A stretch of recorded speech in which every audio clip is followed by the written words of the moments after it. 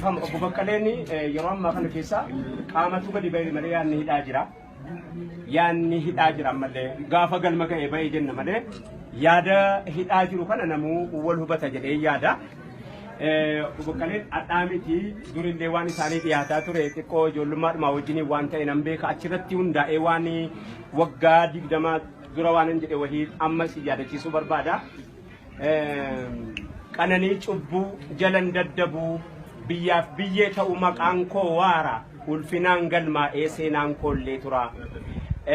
Uffadhee bobbaheen galu taayitaatii ottaan kajeelu qananii quufa qochuma hidhamaa du'aa saamama aanaan jibbamaa sammuun komama muramuu mormaa yoomin ayyamaa biyyaafin dhimmaa sabaafin falmaa.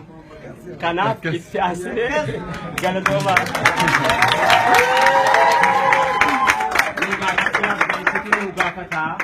Eenyutti dhiphannaan eenyu bal'ifata eenyu gogaa nyaannaan eenyu laaffifata eenyu qullaa deemnaan eenyutu uffata seera lafa kaa'uun beekaa bira kaa'uun seera na buluu fi seera na bulchuu fi taayitaaf guddinaan wala rakkisuu fi moo tokko ibidda ta'e tokko haa baquu fi kuni gaafiidha sadan kuni galatoomaa kaamil shamsuu jecha lamatti naaf dabaltu.